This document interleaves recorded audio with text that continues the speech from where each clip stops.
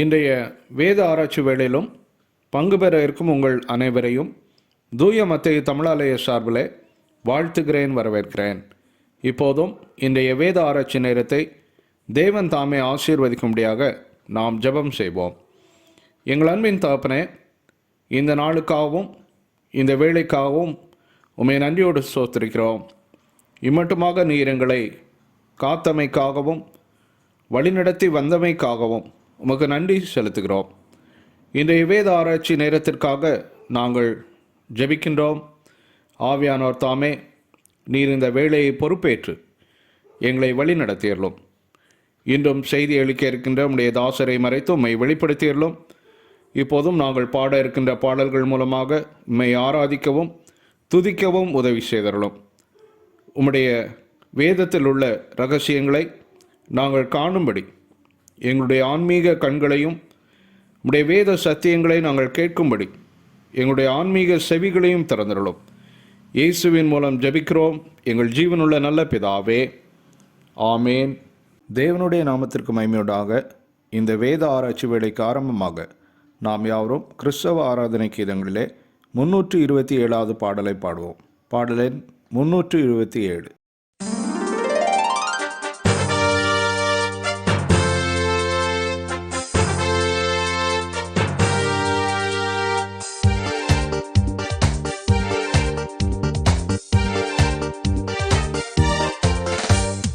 அல்லேலூயா, துதி மகிமை என்றும் இயேசுவுக்கே செலுத்திடுவோம்.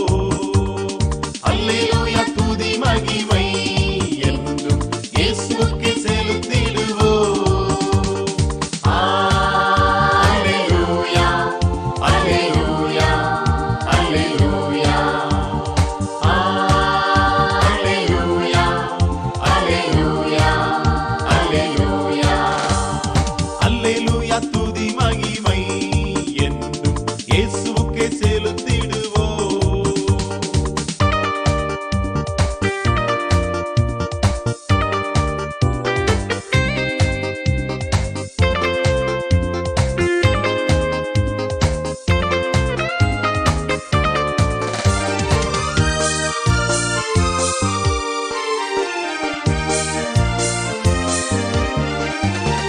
மோட்சத்தை அடைந்திடவே பாடுகள் பாட வேண்டும்.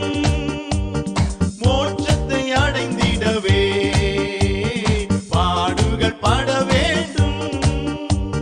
பாடுகள் மத்தியில் பரமன் இயேசுவில் நிலைத்து நிற்க வேண்டும். பாடுகள் மத்தியில் பரமன் இயேசுவில் நிலைத்து நிற்க வேண்டும். அல்லேலூயா, துதி மகிமை என்றும் இயேசுவுக்கே செலுத்திடுவோம். அல்லேலூயா, அல்லேலூயா, அல்லேலூயா, அல்லேலூயா, அல்லேலூயா, அல்லேலூயா. அல்லேலூயா, துதி மகிமை என்றும் இயேசுவுக்கே செலுத்திடுவோம்.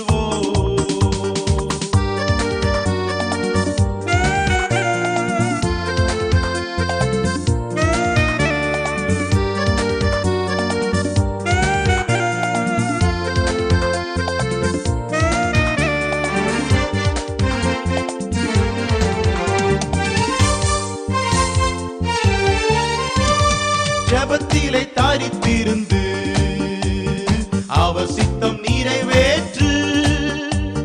ஜெபத்திலே தாரித்திருந்து அவர் சித்தம் நிறைவேற்று. முடிவு பரியந்தம் அவரில் நிலைத்து பலனை பெற்றுக்கொள்ளு. முடிவு பரியந்தம் அவரில் நிலைத்து பலனை பெற்றுக்கொள்ளு. அல்லேலூயா, துதி மகிமை என்றும் இயேசுவுக்கே செலுத்திடுவோம். அல்லேலூயா, அல்லேலூயா, அல்லேலூயா, அல்லேலூயா,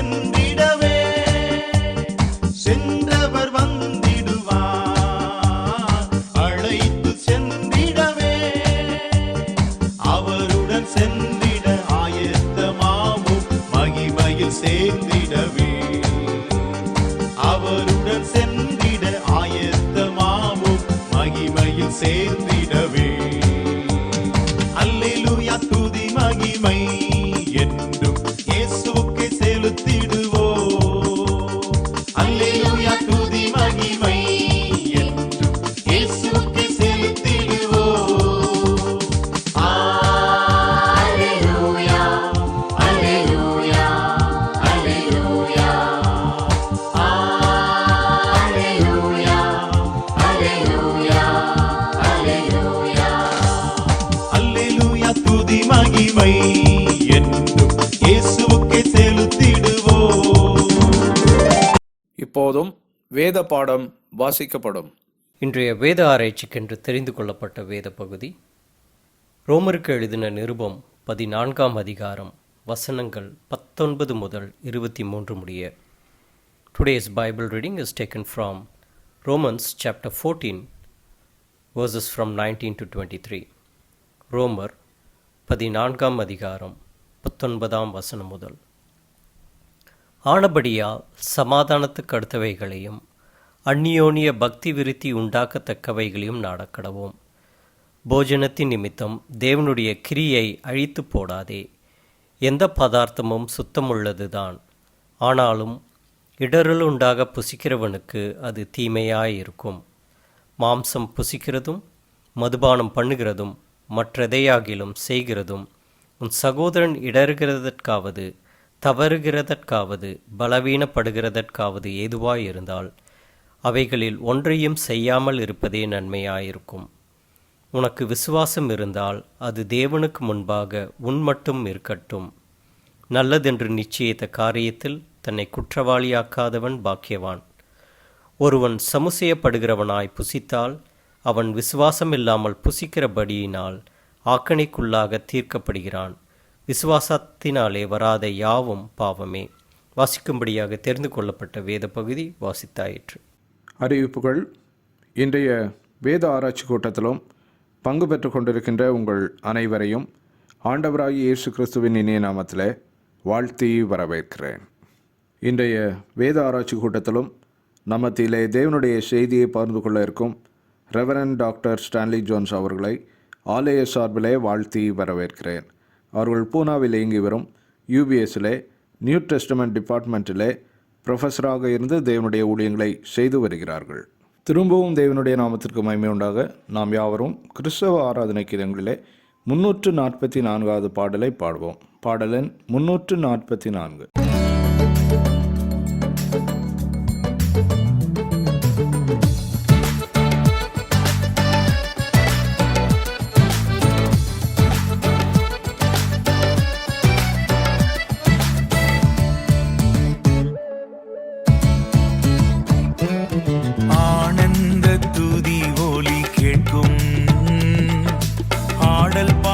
சத்தமும் தொனிக்கும் ஆகாய விண்மீனாய் அவர் ஜனம் பெருகும் ஆண்டவர் வாக்கு பலிக்கும். ஆகாய விண்மீனாய் அவர் ஜனம் பெருகும் ஆண்டவர் வாக்கு பலிக்கும்.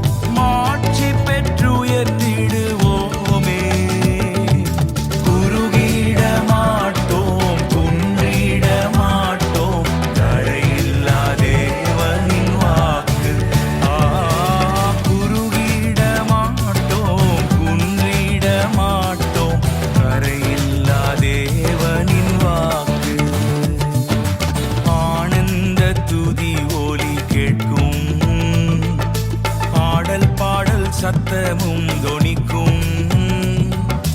ஆகாய விண்மீனாய் அவர் ஜனம் பெருகும், ஆண்டவர் வாக்கு பலிக்கும். ஆகாய விண்மீனாய் அவர் ஜனம் பெருகும், ஆண்டவர் வாக்கு பலிக்கும்.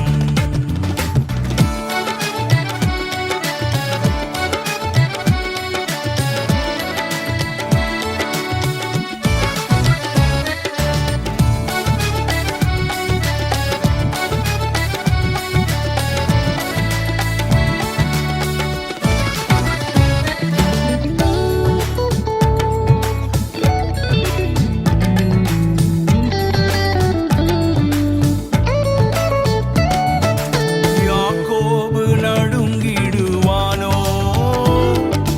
யாக்கோபின் தேவன் துணையே. அமெரிக்கை வாழ்வை அழைப்போ, ஆண்டவர் மார்பில் சுகிப்போ. பதறாத வாழ்வும் சிதறாத மனமும் பரிசாக தேவன் அருள்வார்.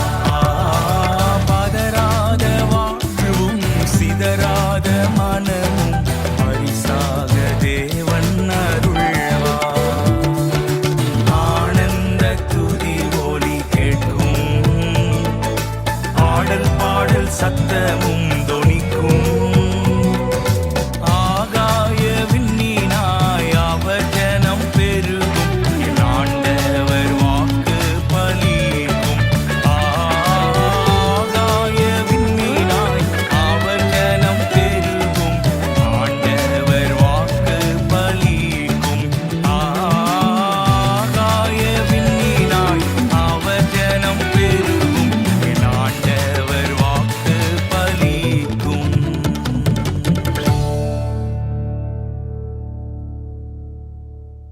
இப்போதும் நம் மத்தியிலே ரெவரண்ட் டாக்டர் ஸ்டான்லி ஜோன்ஸ் அவர்கள் கர்த்தருடைய வார்த்தைகளை பகிர்ந்து கொள்வார்கள். கிறிஸ்துவுக்குள் அன்பானவர்களே, ஆண்டவரும் இரட்சகருமாகிய இயேசு கிறிஸ்துவின் இனிய நாமத்தில் உங்கள் அனைவருக்கும் என் அன்பின் வாழ்த்துக்களை தெரிவித்துக் கொள்கிறேன். இம்மாதமும் இந்த வேத ஆராய்ச்சி கூடுகையில் கலந்து கொண்டு கர்த்தருடைய வார்த்தையை உங்களோடு பகிர்ந்து கொள்வதற்கு கிடைத்த இந்த வாய்ப்புக்காக ஆண்டவரை ஸ்தோத்திரிக்கிறேன். இந்த வாய்ப்பை கொடுத்த திருச்சபையின் போதகர் அவர்களுக்கும், நிர்வாக குழு உறுப்பினர்கள் மற்றும் விசுவாசிகள் அனைவருக்கும் என் நன்றியை தெரிவித்துக் கொள்கிறேன்.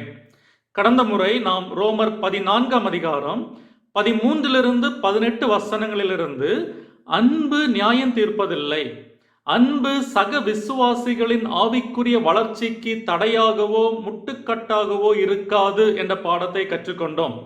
காரணம், தேவனுடைய ராஜ்யத்தின் அடிப்படையில் சிந்திக்கும் போது நாம் என்ன சாப்பிட வேண்டும், என்ன சாப்பிடக்கூடாது, எந்த நாட்களை அனுசரிக்க வேண்டும், அனுசரிக்க கூடாது என்பதெல்லாம் முக்கியம் கிடையாது. காரணம், தேவனுடைய ராஜ்யம் புசிப்பும் குடிப்பும் அல்ல, அது நீதியும் சமாதானமும் பரிசுத்தாவினால் உண்டாகும் சந்தோஷமுமாயிருக்கிறது. எனவே தேவனுடைய ராஜ்யத்தின் பிள்ளைகளாகிய நாம் நீதியை குறித்தும் சமாதானத்தை குறித்தும் பரிசுத்தாவினால் உண்டாகும் சந்தோஷத்தை குறித்தும் கரிசனை உள்ளவர்களாக இருக்க வேண்டுமே ஒழிய முக்கியத்துவம் இல்லாத விஷயங்களை குறித்து வாக்குவாதம் பண்ண வேண்டிய அவசியம் இல்லை என்ற பாடத்தை கற்றுக்கொண்டோம். இன்று அதன் தொடர்ச்சியான ரோமர் 14ஆம் அதிகாரம் 19-23 வசனங்களை நம்முடைய சிந்தனைக்காக எடுத்துக்கொள்வோம். இந்த வசனங்களில் பவுல் முதல் 18 வசனங்களில் கொடுத்த நடைமுறை விஷயங்கள் குறித்த போதனைகளை நிறைவு செய்யும் விதமாக கூடுதலாக ஒரு பாடத்தை விசுவாசிகளுக்கு கற்றுக் கொடுக்கிறார். என்ன பாடம்? முக்கியத்துவம் இல்லாத விஷயங்களில் விசுவாசிகளிடத்தில் கருத்து வேறுபாடுகள் வரும்போது யார் ஜெயிக்கிறார்கள் என்பது முக்கியமல்ல, மாறாக யார் விட்டுக் கொடுக்கிறார்கள், யார் திருச்சபையின் நலனுக்காக, குடும்பங்களின் நலனுக்காக, சக விசுவாசிகளின் நலனுக்காக தங்களுடைய சுயத்தை ஒடுக்கி விட்டு கொடுக்க ஆயத்தமாக இருக்கிறார்கள், அவர்கள் பாக்கியவான்கள், அவர்கள் தேவனால் ஆசீர்வதிக்கப்பட்டவர்கள் என்ற பாடத்தை பவுல் கற்றுக் கொடுக்கிறார். ஒரு திருமண ஆராதனையில் புதுமண தம்பதியருக்கு ஆலோசனை கொடுக்கும் போது ஒரு போதகர் இந்த வசனங்களை அடிப்படையாக கொண்டு கொடுத்த ஆலோசனை, குடும்ப வாழ்க்கையில் கருத்து வேறுபாடுகள் வரும்போது அந்த விவாதத்தில் உங்கள் வாதம் சரியானது என்று உங்களுக்கு தெரிந்தாலும் சில நேரங்களில் நீங்கள் தோற்று போவது குடும்ப உறவுக்கு நல்லது. உங்கள் குறிக்கோள் விவாதத்தில் அல்லது சண்டையில் நீங்கள் ஜெயிக்க வேண்டும் என்பதாக இருக்கக்கூடாது.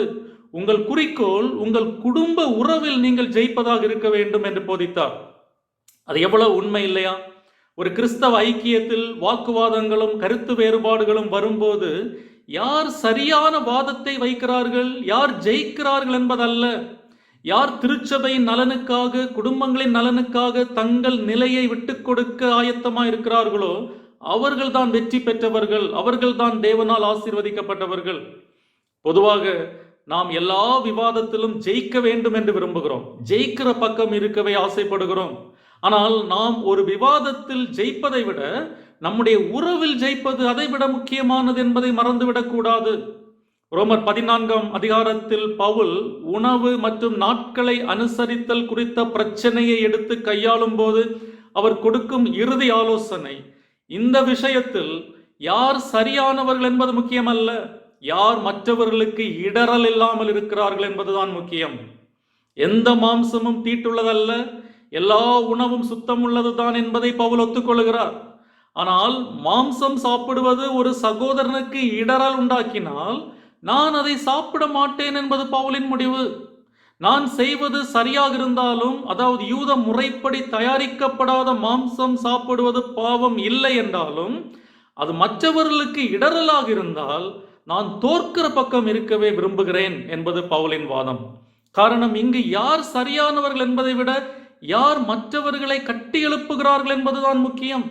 எனவே இந்த அதிகாரத்தை முடிக்கும் போது கடைசி 19 23 வசனங்களில் விசுவாசிகளாகிய நாம் கருத்து வேறுபாடுகள் வரும்போது எப்படி நடந்து கொள்ள வேண்டும் என்று 4 பாடங்களை கற்றுத்தருகிறார்.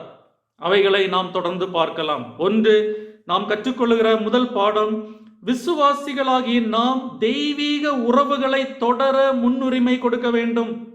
We should pursue godly relationships. 19ஆம் வசனம். 19ஆம் வசனத்தை நான் உங்களுக்கு வாசிக்கிறேன். ஆனபடியால் சமாதானத்துக்கு அடுத்தவைகளையும் அந்யோன்ய பக்தி விருத்தி உண்டாக்கத்தக்கவைகளையும் நாடக்கடவோம். ஆங்கிலத்தில், let us then pursue what makes for peace and for mutual upbuilding. Pavul இந்த பகுதியை இப்படி ஆரம்பிக்கிறார். ஆனபடியால் சமாதானத்துக்கு அடுத்தவைகளையும் அந்யோன்ய பக்தி விருத்தி உண்டாக்கத்தக்கவைகளையும் நாடக்கடவோம் என்று ஆரம்பிக்கிறார். ஆனபடியால் அல்லது ஆங்கிலத்தில் therefore என்பது இந்த வசனத்தை இதற்கு முந்தைய வசனங்களோடு, அதாவது 1 முதல் 18 வசனங்களோடு தொடர்பு படுத்தி உணவு மற்றும் நாட்களை அனுசரித்தல் குறித்த பிரச்சனைகளுக்கு முடிவுரையாக கொடுக்கும் ஆலோசனை இது என்பதை காட்டுகிறது. குழப்பமான சூழ்நிலைகளில் கருத்து வேறுபாடுகள் வரும்போது நாம் எதை ஆர்வத்துடன் நாட வேண்டுமா? நாம் சமாதானத்துக்கு அடுத்தவைகளையும் அந்யோன்ய பக்தி விருத்தி உண்டாக்கத்தக்கவைகளையும் நாட வேண்டுமா? ரோமர் திருச்சபையின் சூழலில் பவுல் முக்கியமாக புறஜாதியார் மற்றும் யூத விசுவாசிகளுக்கிடையே இருந்த கருத்து வேறுபாடுகளை எப்படி கையாள்வது என்று விசுவாசிகளுக்கு கற்றுக் கொடுக்கிறார். ரோமாபுரியில் உள்ள சபையின் விசுவாசிகளில் சிலர் புறஜாதி மார்க்கத்திலிருந்து கிறிஸ்துவை ஏற்றுக்கொண்டவர்கள், மற்றவர்கள் யூத மார்க்கத்திலிருந்து கிறிஸ்துவை ஏற்றுக்கொண்டவர்கள். இவர்களுடைய பழக்க வழக்கங்களில் இருந்த முரண்பாடுகள் சபை ஒற்றுமைக்கு பெரிய பிரச்சனையாக இருந்தது. உதாரணத்துக்கு, யூதர்கள் மோசே நியாயப்பிரமாணத்தை கைக்கொள்வதில் பழக்கப்பட்டிருந்தார்கள். நாட்களையும் பண்டிகைகளையும் பழைய ஏற்பாட்டு பிரமாணத்தின்படி ஆசரிக்க வேண்டும் என்று விரும்பினார்கள். ரட்சிப்புக்கு விருத்த சேதனம் அவசியம் என்று போதித்தார்கள். ஆனால் புறஜாதி மார்க்கத்திலிருந்து ரட்சிக்கப்பட்ட விசுவாசிகளுக்கோ இந்த பிரச்சனை இருக்கவில்லை. அவர்களுக்கு மோசே நியாயப்பிரமாணத்தை கைக்கொள்ள வேண்டும் என்றோ அல்லது யூத பண்டிகைகளையும் விசேஷித்த நாட்களையும் அனுசரிக்க வேண்டும் என்பதோ அவர்களுக்கு முக்கியமாக தெரியவில்லை. இந்த கருத்து வேறுபாடுகள் பெரும் பிரச்சனையாக உருவெடுத்து யூத விசுவாசிகளும் புறஜாதி விசுவாசிகளும் ஒருவருக்கொருவர் விரோதிகளாக செயல்பட ஆரம்பித்தார்கள். இந்த சூழலில் தான் சமாதானத்துக்கு அடுத்தவைகளையும் அந்யோன்ய பக்தி விருத்தி உண்டாக்கத்தக்கவைகளையும் நாடக்கடவோம் என்று ரோமாபுரி விசுவாசிகளை பவுல் உற்சாகப்படுத்துகிறார். காரணம், ரட்சிப்புக்கு நேரடி தொடர்பில்லாத இந்த பிரச்சனைகளை முன்னிறுத்தி திருச்சபை யூதர் கிரேக்கர் என்று பிளவுபடுவதை பவுல் விரும்பவில்லை. காரணம், பவுலை பொறுத்தவரை கிறிஸ்துவின் சரீரமாகிய திருச்சபையில் கிரேக்கன் என்றும் யூதன் என்றும் இல்லை, விருத்த சேதனம் உள்ளவன் என்றும் விருத்த சேதனம் இல்லாதவன் என்றும் இல்லை, புறஜாதியான் என்றும் புற தேசத்தான் என்றும் இல்லை, அடிமை என்றும் சுயாதீனன் என்றும் இல்லை, எல்லாரும் ஒரே சரீரமாகிய கிறிஸ்துவின் சபையின் அங்கம். இதை நாம் கொலோசியர் 3ஆம் அதிகாரம் 11ஆம் வசனத்தில் பார்க்கிறோம்.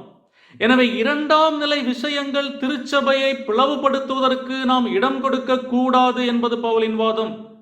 ஒரு விவாதத்தில் கண்டிப்பாக வெற்றி பெற்றே ஆக வேண்டும் என்று தொடர்ந்து வாக்குவாதம் பண்ணுவதும், நம்முடைய கருத்து மட்டும்தான் ஏற்றுக்கொள்ளக்கூடிய கருத்து என்று அதை மற்றவர்கள் மேல் திணிப்பதும் விரோதத்திற்கும் பிரிவினைக்கும் வழிவகுக்கும். அதே வேளையில் மற்றவர்களின் நிலையை புரிந்து கொள்ள முயற்சிப்பது சமாதானத்துக்கு வழிவகுக்கும். எனவே நாம் அந்யோன்ய பக்தி விருத்தி உண்டாக்கத்தக்கவைகளை நாட வேண்டும் என்று பவுல் சொல்லுகிறார். Pursue what makes for peace and for mutual upbuilding.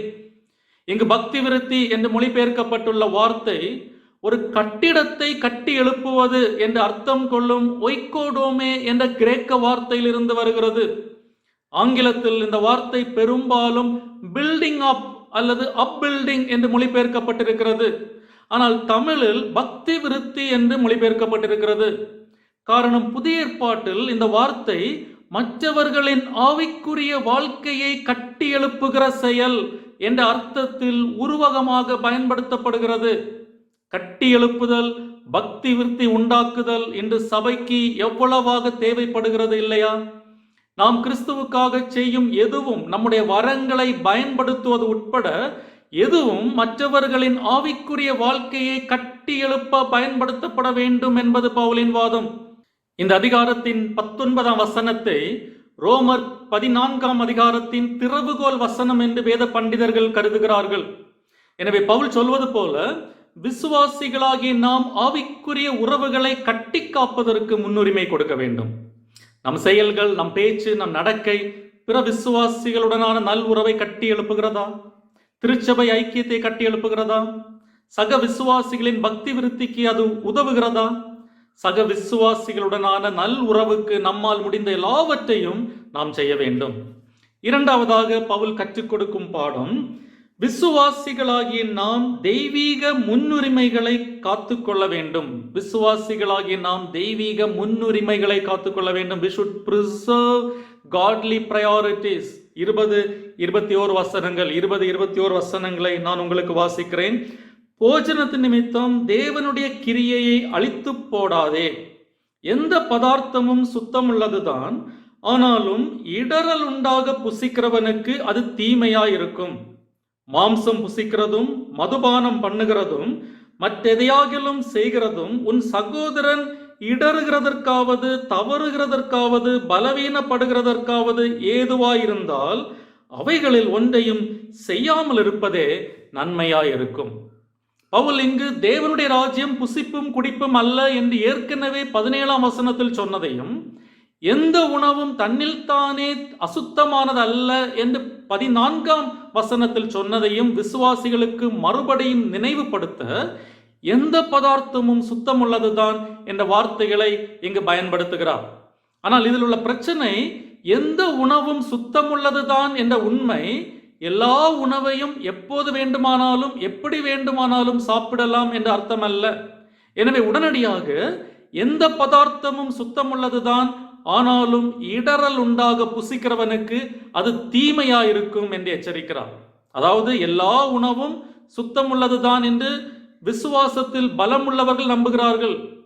ஆனால் சில உணவுகள், குறிப்பாக யூத முறைப்படி தயாரிக்கப்படாத உணவுகள் அல்லது அந்நிய விக்கிரகங்களுக்கு படைக்கப்பட்ட உணவுகள் அசுத்தமானது என்று விசுவாசத்தில் பலவீனமானவர்கள் நம்புகிறார்கள். இப்படிப்பட்ட சூழலில் ஒரு குறிப்பிட்ட உணவு அசுத்தம் என்று நினைக்கிற ஒருவருக்கு முன்பாக நாம் அந்த உணவை சாப்பிடுவது அல்லது அவர் அந்த உணவை சாப்பிட கட்டாயப்படுத்துவது அவர்களை விசுவாசத்தில் விழச் செய்யும் செயல் என்று பவுல் எச்சரிக்கிறார். 21ஆம் வசனத்தை பாருங்கள். மாம்சம் புசிக்கிறதும் மதுபானம் பண்ணுகிறதும் மற்றெதையாகிலும் செய்கிறதும் உன் சகோதரன் இடறுகிறதற்காவது தவறுகிறதற்காவது பலவீனப்படுகிறதற்காவது ஏதுவாயிருந்தால் அவைகளில் ஒன்றையும் செய்யாமல் இருப்பதே நன்மையாயிருக்கும். நாம் விரும்புவதை உண்ணவும் குடிக்கவும் நமக்கு உரிமை உண்டு என்றாலும் நம்முடைய உரிமை ஒரு பலவீனமான சகோதரன் விசுவாசத்தில் விழுந்து போவதற்கு காரணமாக இருக்கக்கூடாது. அப்படி இன்னொருவருக்கு இடரல் உண்டாக புசிப்பது தேவனுடைய கிரியையை அழிப்பதாகும் என்று 20ஆம் வசனத்தில் பவுல் எச்சரிக்கிறார். 20ஆம் வசனத்தில் பவுல் பயன்படுத்தும் அழித்து போடாதே என்ற வார்த்தை, அதாவது போஜனத்து நிமித்தம் தேவனுடைய கிரியையை அழித்து போடாதே என்ற வார்த்தை 19ஆம் வசனத்தில் பவுல் பயன்படுத்திய கட்டி எழுப்புதல் அல்லது பக்தி விருத்தி என்ற வார்த்தைக்கு நேர் எதிர் சொல். நாம் எதை அழித்து போடக்கூடாது? தேவனுடைய கிரியை அழித்து போடக்கூடாதாம். இங்கு தேவனுடைய கிரியை என்பது சக விசுவாசிகளை குறிக்கிறது. வேதம் தெளிவாக சொல்லாத, ரட்சிப்புக்கு நேரடி தொடர்பில்லாத நடைமுறை விஷயங்களில் நம்முடைய கருத்தை பிடிவாதமாக பிடித்துக்கொண்டு அதை மற்றவர்கள் மேல் திணிக்க நினைக்கும் போது அது திருச்சபைக்கும் சக விசுவாசிகளுக்கும் எவ்வளவு பாதிப்பை கொண்டு வருகிறது என்பதை இந்த வசனம் நமக்கு தெளிவாக காட்டுகிறது. ஜே.பி. பிலிப்ஸ் என்பவர் இந்த வசனத்தை இப்படி விளக்குகிறார்.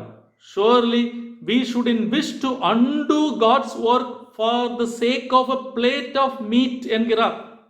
அதாவது ஒரு துண்டு இறைச்சிக்காக நாம் தேவனுடைய கிரியையை அழித்து போட துணிகிறோமா என்று கேட்கிறார். நமக்கு பிடித்த செயலை செய்வதற்காக தேவனின் கிரியையை அழித்து போடுகிறோமா?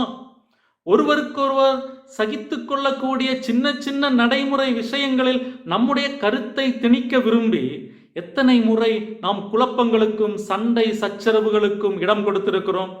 அற்ப பெருமைக்காக எத்தனை பேருடைய விசுவாசத்தை இடித்து போட்டிருக்கிறோம். இடித்து போடுவது சுலபம், ஆனால் கட்டி எழுப்புவது கடினம். ஒரு சுத்தியலை எடுத்து ஒரு சுவரை சில நிமிடங்களில் இடித்து போடலாம், ஆனால் அந்த சுவரை கட்ட பல நாட்கள் ஆகும், இல்லையா? இன்று கிறிஸ்தவ ஐக்கியங்களில் மற்றவர்களின் விசுவாசத்தை இடித்து போட திறமை பெற்ற பலர் இருக்கிறார்கள். ஆனால் மற்றவர்களை விசுவாசத்தில் கட்டி எழுப்புவதற்கு தான் இன்று ஆட்கள் இல்லை. இங்கு நாம் கவனிக்க வேண்டிய இன்னொரு விஷயம், எந்த பதார்த்தமும் சுத்தமுள்ளதுதான் என்று பவுல் சொல்லும்போது எல்லா பொருளும் எல்லா செயலும் நல்லதுதான், நாம் எதை வேண்டுமானாலும் செய்யலாம் என்ற அர்த்தத்தில் பவுல் இதை சொல்லவில்லை. நாம் பவுலை தவறாக புரிந்து கொள்ளக்கூடாது. அசுத்தமான பொருட்கள், நமக்கு தீங்கு விளைவிக்கிற பொருட்கள், நாம் விலகி இருக்க வேண்டிய காரியங்கள் உண்டு என்பது பவுலுக்கு தெரியும். எனவே இங்கு எந்த பொருளும் என்று பவுல் சொல்லும்போது ரோமாபுரி திருச்சபை சூழலில் எல்லா இறைச்சியும் சுத்தமுள்ளதுதான் என்ற அர்த்தத்தில் பவுல் இதை பயன்படுத்துகிறார். யூத வழக்கத்தின்படி தயாரித்த உணவானாலும் சரி, யூத வழக்கத்தின்படி தயாரிக்கப்படாத உணவானாலும் சரி, எல்லாம் நல்லதுதான் என்பது பவுலின் வாதம். இங்கு இன்னொரு விஷயத்தையும் நாம் கவனிக்க வேண்டும். எல்லா உணவும் நல்லதுதான் என்று பவுல் சொல்லும்போது இங்கு மருத்துவ காரணங்களுக்காகவோ உடல் நல காரணங்களுக்காகவோ உணவு கட்டுப்பாடுகளை கடைபிடிக்க வேண்டிய அவசியம் இல்லை என்று பவுல் சொல்லவில்லை. இங்கு விசுவாச அடிப்படையிலான காரணங்களை பவுல் குறிப்பிடுகிறார். விசுவாசத்தின் அடிப்படையில் எந்த உணவும் சுத்தம் உள்ளதுதான் என்று சொல்லுகிறார். ஆனால் மருத்துவ காரணங்களுக்காகவோ உடல் நல காரணங்களுக்காகவோ உணவு கட்டுப்பாடுகளை கடைபிடிக்க வேண்டியது அவசியம். நம்முடைய உடலுக்கு தீங்கு விளைவிக்கிற உணவுகளை கட்டாயம் தவிர்க்க வேண்டும். எல்லா உணவும் எல்லாருக்கும் எப்போதும் பொருந்தாது. அதற்கு சாக்கு போக்கு சொல்ல நாம் பவுலை காரணம் காட்ட முடியாது. இங்கு விசுவாச காரணங்களுக்காக நம்பிக்கை சார்ந்த உணவு பழக்க வழக்கங்களை குறித்து பவுல் பேசும்போது எந்த பதார்த்தமும் சுத்தமுள்ளதுதான் என்று சொல்லுகிறார். எனவேதான் எல்லா பதார்த்தமும் சுத்தமுள்ளதுதான், ஆனாலும் இடரல் உண்டாக புசிக்கிறவனுக்கு அது தீமையா இருக்கும் என்று பவுல் நம்மை எச்சரிக்கிறார். இங்கு விசுவாசத்தில் பலமான ஒரு சகோதரன் பலவீனமான சகோதரன் முன்பாக அவன் தீட்டு என்று நினைக்கிற உணவை புசிப்பது, அது சுத்தமுள்ள உணவாக இருந்தாலும் அதை புசிப்பது பாவம் என்பது பவுலின் வாதம். எனவே மாம்சம் புசிக்கிறதும் மதுபானம் பண்ணுகிறதும் மற்றெதையாகிலும் செய்கிறதும் உன் சகோதரன் இடறுகிறதற்காவது தவறுகிறதற்காவது பலவீனப்படுகிறதற்காவது ஏதுவாயிருந்தால் அவைகளில் ஒன்றையும் செய்யாமல் இருப்பதே நன்மையாயிருக்கும் என்று 21ஆம் வசனத்தில் பவுல் சொல்லுகிறார். இந்த வசனத்தில் மதுபானம் என்ற வார்த்தை திராட்சரசத்தை குறிக்கிற ஒய்னாஸ் என்ற கிரேக்க வார்த்தையிலிருந்து வருகிறது. முதல் நூற்றாண்டு காலகட்டத்தில் யூதர்களின் வழக்கப்படி திராட்சரசம் பரிமாறுவது ஒரு விருந்தின் அத்தியாவசியமான பகுதியாக இருந்தது. சுத்தமான தண்ணீருக்கு தட்டுப்பாடு இருந்ததால் திராட்சரசம் அருந்துவது அவர்கள் வழக்கமாக இருந்தது. திராட்சரசம் யூதர்களின் உணவு பழக்க வழக்கங்களோடு ஒத்துப்போகிற நடைமுறை விஷயமாக இருந்தாலும் அது பிறருக்கு இடரலாக இருக்கும் என்றால் அதை தவிர்க்க வேண்டும் என்பது பவுலின் வாதம். எனவே என் சகோதரனுக்கு தீங்கிழைப்பதற்கு பதிலாக நான் உபவாசம் இருக்கவே, அதாவது அந்த உணவை தொடாமல் இருக்கவே விரும்புகிறேன் என்று பவுல் சொல்லுகிறார். இதே கருத்தை 1 கொரிந்தியர் 8:13 சொல்லும் போது பவுல், ஆதலால் போஜனம் என் சகோதரனுக்கு இடரல் உண்டாக்கினால் நான் என் சகோதரனுக்கு இடரல் உண்டாக்காதபடிக்கு என்றைக்கும் மாம்சம் புசியாதிருப்பேன் என்று கூறுகிறார். நமக்கு எதையும் உண்ணவும் பானம் பண்ணவும் தனிப்பட்ட சுதந்திரம் இருந்தாலும் இன்னொருவரின் மனசாட்சியை புண்படுத்தவோ பலவீனப்படுத்தவோ நமக்கு சுதந்திரம் இல்லை. எனவே எந்த உணவு நல்லது என்று அறிந்து கொள்ள ஒரு சிறந்த அளவுகோல், நாம் சாப்பிடுகிற உணவு நம் ஆரோக்கியத்திற்கு உகந்ததாக இருக்க வேண்டும். இரண்டாவது, நாம் சாப்பிடுகிற உணவு மற்றவர்கள் விசுவாசத்தில் இடறுவதற்கு காரணமாய் இருக்கக்கூடாது. எனவே மூன்றாவதாக, விசுவாசிகளாகிய நாம் தெய்வீக நம்பிக்கைகளை வளர்த்துக் கொள்ள வேண்டும் என்று பவுல் சொல்லுகிறார். We should develop godly convictions. 22 உனக்கு விசுவாசம் இருந்தால் அது தேவனுக்கு முன்பாக உன் மட்டும் இருக்கட்டும். நல்லதென்று நிச்சயித்த காரியத்தில் தன்னை குற்றவாளியாக்காதவன் பாக்கியவான். இங்கு பவுல் 5 அவன் தன் மனதிலே முழு நிச்சயத்தை உடையவனாயிருக்க கடவன் என்று ஏற்கனவே கூறியதை மீண்டுமாக, உனக்கு விசுவாசம் இருந்தால் அது தேவனுக்கு முன்பாக உன் மட்டும் இருக்கட்டும் என்ற வார்த்தைகளை பயன்படுத்தி நினைவுபடுத்துகிறார்.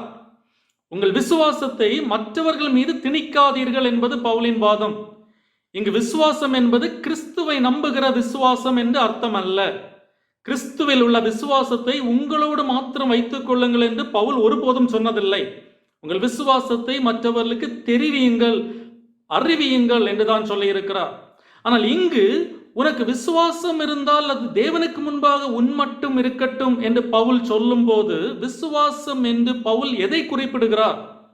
ரோமாபுரி திருச்சபை சூழலில் இங்கு விசுவாசம் என்பது எல்லா உணவும் சுத்தம் உள்ளதுதான் என்ற தனிப்பட்ட நம்பிக்கையை குறிக்கிறது. யூத பாரம்பரியத்தின்படி தயாரிக்கப்படாத உணவை சாப்பிடுவது பாவம் அல்ல என்ற நம்பிக்கையை விசுவாசம் என்று பவுல் குறிப்பிடுகிறார். எனவே தான் சில மொழிபெயர்ப்புகள் இந்த வசனத்தில் விசுவாசம் என்ற வார்த்தையை உறுதியான மனநிலை என்று மொழிபெயர்த்திருக்கிறார்கள். இவற்றை பற்றிய உறுதியான மனநிலை உங்களுக்கு இருந்தால் அதை உங்களோடு வைத்துக் கொள்ளுங்கள். சில ஆங்கில மொழிபெயர்ப்புகளில் கன்விக்ஷன்ஸ் அல்லது பிலீஃப் என்று மொழிபெயர்க்கப்பட்டிருக்கிறது.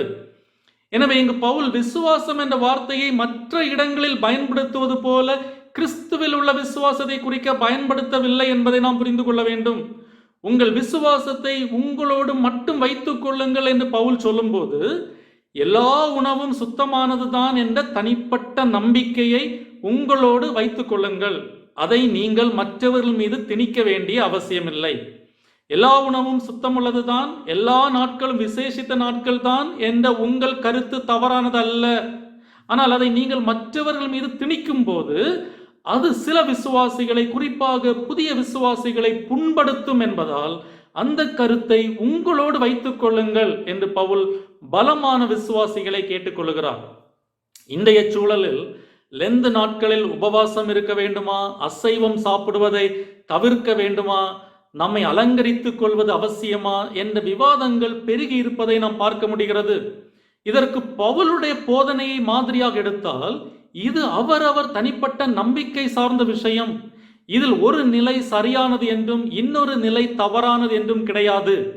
காரணம், இது வேத புத்தகம் எழுதப்பட்ட காலத்தில் நடைமுறையில் இல்லாத ஒரு விஷயம். காலப்போக்கில் திருச்சபையின் தேவையை கருத்தில் கொண்டு திருச்சபை பாரம்பரியம் விசுவாசிகளின் ஆவிக்குரிய தேவைக்காக கொண்டு வந்த பழக்கங்கள்.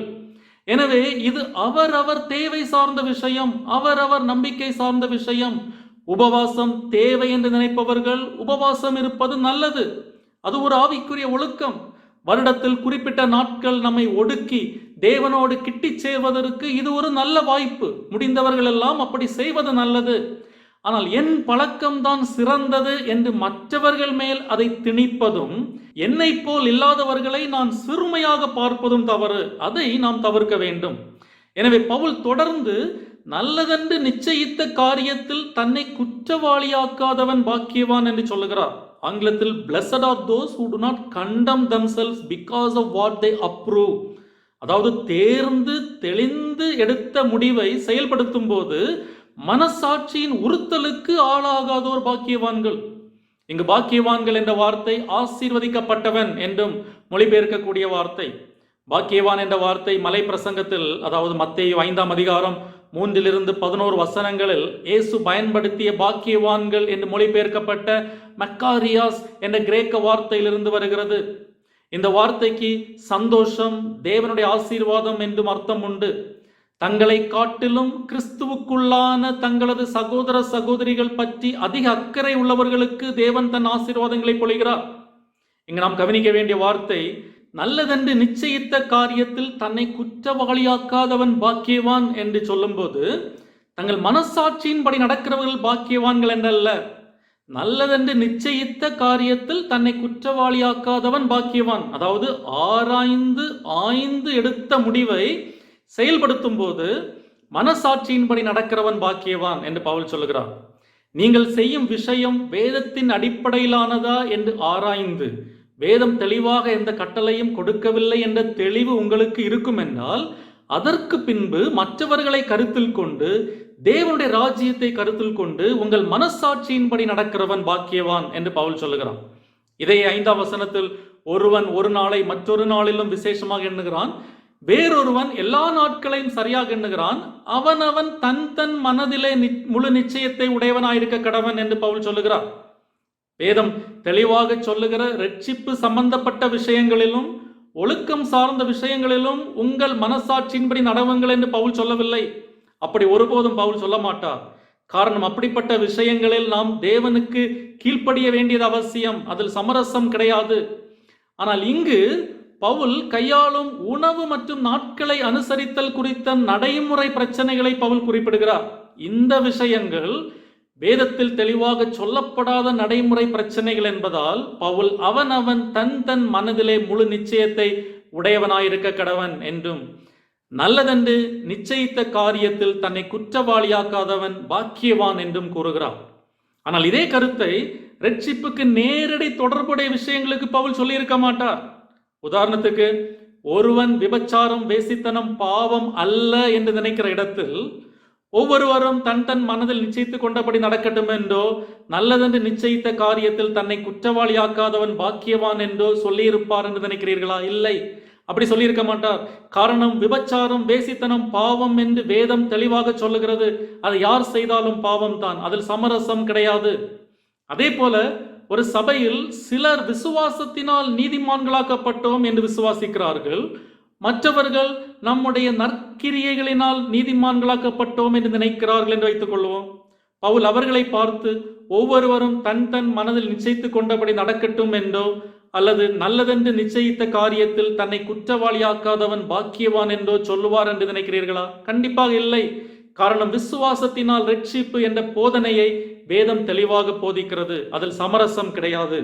எனவே கடைசியாக 4வதாக, விசுவாசிகளாகிய நாம் நல்ல மனசாட்சியை காத்துக்கொள்ள வேண்டும் என்று கூறி இந்த பகுதியை பவுல் முடிக்கிறார். We should maintain a good conscience. நல்ல மனசாட்சியை காத்துக்கொள்ள வேண்டும். We should train our conscience. 23ஆம் வசனத்தை நான் உங்களுக்கு வாசிக்கிறேன். ஒருவன் சமுச்சயப்படுகிறவனாய், அதாவது சந்தேகப்படுகிறவனாய் புசித்தால் அவன் விசுவாசம் இல்லாமல் புசிக்கிறபடியினால் ஆக்கினைக்குள்ளாக தீர்க்கப்படுகிறான். விசுவாசத்தினாலே வராத யாவும் பாவமே. ஒரு செயலை செய்யும் போது அல்லது ஒரு உணவை சாப்பிடும் போது அது நல்லதா கெட்டதா என்ற சந்தேகம் உங்களுக்கு இருந்தால் அதை செய்யாமல் இருப்பது, அதை சாப்பிடாமல் இருப்பது நல்லது. இது விசுவாசத்தில் பலமுள்ள சகோதரனுக்கு மட்டும் கொடுக்கப்பட்ட செய்தி அல்ல.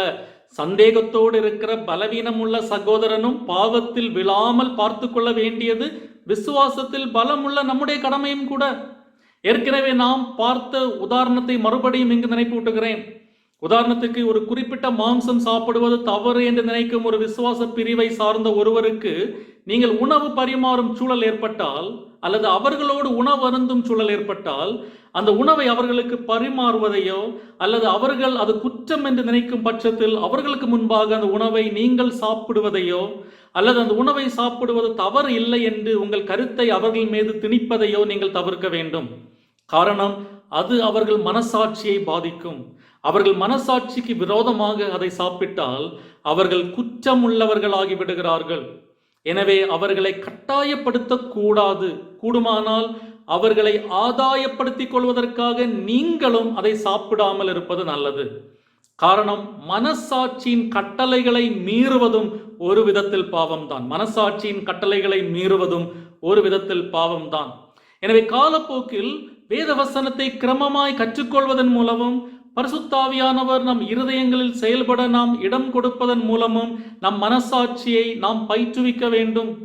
அப்படி செய்யும் போது நம்முடைய மனசாட்சி படிப்படியாக வேதத்தின் கொள்கைகளுக்கு இணங்கி நம்முடைய மனசாட்சியும் தேவனுடைய சித்தமும் நேர்கோட்டில் பயணிக்கும்.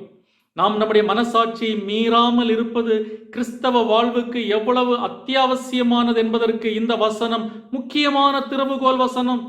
மனசாட்சி தவறு என்று கூறும் எதையும் நாம் செய்யக்கூடாது. சந்தேகம் இருந்தால் செய்யாதே. அதுதான் பவுல் இங்கு சொல்லும் விஷயம். பவுல் ரோமர் 14ஆம் அதிகாரத்தில் போதிக்கும் போதனையின் சாராம்சம், முதலில் விசுவாசிகளாகிய நாம் சமாதானத்திற்கான முயற்சியை மேற்கொண்டு ஒருவரை ஒருவர் கட்டி எழுப்பும் காரியங்களை செய்வதன் மூலம் தெய்வீக உறவுகளை தொடர வேண்டும். நாம் அப்படி செய்கிறோமா? இரண்டாவதாக, விசுவாசிகளாகிய நாம் தெய்வீக முன்னுரிமைகளை காத்துக்கொள்ள வேண்டும். முக்கிய விஷயங்களுக்கு முன்னுரிமை கொடுக்க வேண்டும். இரண்டாம் நிலை விஷயங்களில் சண்டையிட்டு ஒரு விசுவாசியை விழச் செய்யும் செயலையோ அல்லது ஒரு திருச்சபை ஐக்கியத்தை குலைத்து போடுகிற செயலையோ செய்யாமல் பார்த்து கொள்ள வேண்டும். மற்ற விசுவாசிகள் வளர உதவுவதை விட நமக்கு வேறு முன்னுரிமைகள் இல்லை. மூன்றாவதாக, விசுவாசிகளாகிய நாம் தெய்வீக நம்பிக்கைகளை வளர்த்து கொள்ள வேண்டும். நாம் செய்வது கிறிஸ்தவ பழக்க வழக்கத்துக்கு உகந்தது என்று நம்பினாலும் அது வேதத்தின்படியும் நம்முடைய மனசாட்சியின்படியும் சரியானதா என்று ஆராய்ந்து பார்க்க வேண்டும். கடைசியாக, விசுவாசிகளாகிய நாம் நல்ல மனசாட்சியை காத்துக்கொள்ள வேண்டும். நாம் தவறு என்று நினைக்கும் எதையும் செய்யக்கூடாது. பவுல் அப்போஸ்தலர் நடபடிகள் 24ஆம் அதிகாரம் 16ஆம் வசனத்தில் கூறுவது போல, தேவனுக்கு முன்பாகவும் மனுஷருக்கு முன்பாகவும் எப்போதும் குற்றமற்ற மனசாட்சியை காத்துக்கொள்ள நம்மால் இயன்ற எல்லாவற்றையும் செய்ய வேண்டும். அப்படி செய்யும் போது நாம் தேவனுடைய சீஷர்களாகிறோம். நம் மூலமாக தேவனுடைய நாமம் மகிமைப்படும், தேவனுடைய ராஜ்யம் கட்டப்படும், தேவ பிள்ளைகள் நம்மால் பயன்பெறுவார்கள், திருச்சபையில் நம் மூலம் ஐக்கியம் ஏற்படும். எனவே அப்படிப்பட்ட ஒரு வாழ்வுக்கு நாம் நம்மை ஒப்புக் கொடுப்போம். ஆண்டவர் நம்மை ஆசீர்வதிப்பாராக. ஆமென். இப்போதும் நம்ம மத்தியிலே தேவனுடைய செய்தியை பகிர்ந்து கொண்ட ரெவரண்ட் டாக்டர் ஸ்டான்லி ஜோன்ஸ் அவர்களுக்கு ஆலய சார்பிலே நன்றிகளை தெரிவித்துக் கொள்கிறேன். தேவன் தாமே அவர்களை ஆசீர்வதிப்பாராக. தொடர்ந்து அவர்களுக்காக, அவருடைய குடும்பத்தினருக்காக, அவருடைய ஊழியங்களுக்காக ஜெபிக்கும்படியாக உங்களை அன்போடு கேட்டுக்கொள்கிறேன். இன்றைய வேத ஆராய்ச்சி வேளையிலும் பங்கு பெற்ற உங்கள் அனைவருக்கும் ஆலய சார்பிலே நன்றிகளை தெரிவித்துக் கொள்கிறேன். இப்போதும் இந்த நேரத்திற்காக தேவனுக்கு நன்றி சொல்லி ஜெபம் செய்வோம். எங்கள் அன்பின் பரம தகப்பனே, இன்றைய வேத ஆராய்ச்சி வேலைக்காக உம்மை நன்றியோடு ஸ்தோத்திரிக்கிறோம். இன்றும் உம்மை புகழ்ந்து பாடவும் உடைய திருவசனங்களை தியானிக்கவும் நீர் கொடுத்த கிருபைகளுக்காக நன்றிகளை செலுத்துகிறோம். இப்போதும் உடைய வார்த்தைகளை எங்கள் மத்தியிலே பகிர்ந்து கொண்ட ரெவரண்ட் டாக்டர் ஸ்டான்லி ஜோன்ஸ் அவர்களையும் அவருடைய குடும்பத்தினரையும் அவருடைய ஊழியங்களையும் நீர் ஆசீர்வதித்தள்ளும். இப்போதும் இந்த வேத ஆராய்ச்சி வேளையிலே பங்கு பெற்ற அனைவரையும் ஆசீர்வதித்தள்ளும். யாருடைய மன விருப்பங்களையும் நீர் நிறைவேற்றும்படி ஒவ்வொருவரும் உம்மை நாடவும் தேடவும் கிருபை தாரும். இந்த இரவு வேளையிலும் உம்முடைய பாதுகாப்பிற்குள்ளாக எங்களை அர்ப்பணம் செய்கிறோம். எங்களை பொறுப்பேற்று வழி நடத்தியுள்ளோம். இரட்சகர் இயேசுவின் மூலம் வேண்டிக் கொள்கிறோம் பிதாவே, ஆமேன். நம்முடைய கர்த்தராகிய இயேசு கிறிஸ்துவினுடைய கிருபையும் தேவனுடைய அன்பும் பரிசுத்தாவினுடைய ஐக்கியமும் நம் அனைவரோடும் கூட எப்போதைக்கும் இருப்பதாக. ஆமேன்.